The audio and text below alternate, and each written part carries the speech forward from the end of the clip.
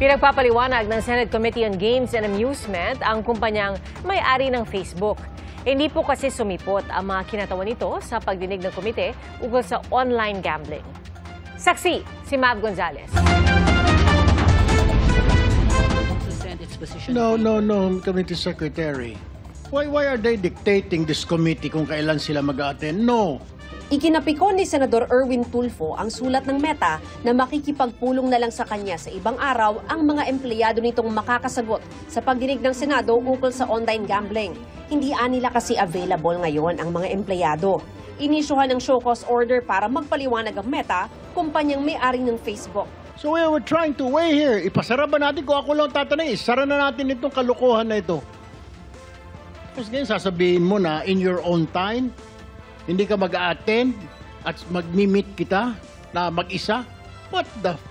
Ipinatawag ng komite ang mga social media platform kung saan may patalastas ang mga online gambling site. As of August 22, 2025, sinuspend po namin temporarily yung pong mga gambling ads. So, 24/7 po yan since August 22, bawal na po for now. Kung ganyan sa TikTok, sa Google naman at sa YouTube na pag-aari rin ito, required ang lisensya bago makapaglagay ng ads. Pero sabi ni Tulfo, may lumusot na online gambling company na illegal umano. My staff just opened YouTube and 1xBet on this account. This is illegal. It hasn't registered with the Philippine Amusement Gaming Corporation, madam. We use a combination of automated and human evaluation and to detect and remove ads which violate our policies. We will act upon it, sir, if it's further flagged. Kaugnay naman ang mga link o icon ng online gambling site sa mga e-wallet, lahat ay natanggal na, ayon sa Bangko Sentral ng Pilipinas as of August 16. Dahil dyan, nawala ng 40 hanggang 50% ng kita ang PagCorp. Pero giit ni Senador Risa Hontiveros, ang gusto nila ay hindi na magamit ang e-wallet sa pagtaya sa online gambling sites.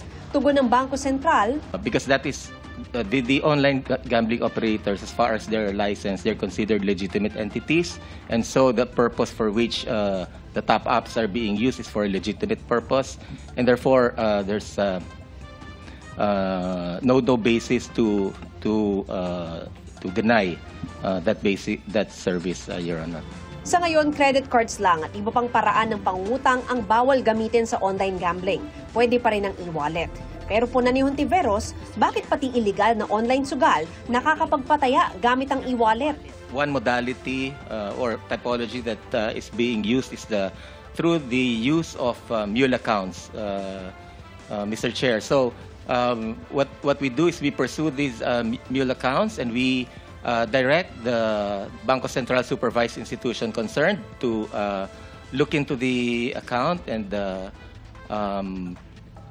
close the account if warranted. Ikinabahala rin ng mga senador ang laki ng halagang pwedeng itaya gamit ang e-wallets. Pwedeng umabot hanggang 6 digits, 500,000 pesos. Hindi ninyo kayang kontrolin? We can only see the top-up amounts because gambling does not happen on our platforms. Susunod naman aniya ang GCash at Paymaya kung may batas o utos na maglilimita sa halaga ng pwedeng i-load na pantaya o top-up. We're in favor of measures that will curtail that kind of abusive behavior using our platform. Any abusive or abuse or misuse of our payment system is suspended right away. Para sa GMA Integrated News, ako si Mav Gonzalez, ang inyong saksi. Mga kapuso, maging una sa saksi. Mag-subscribe sa GMA Integrated News sa YouTube para sa iba't ibang balita.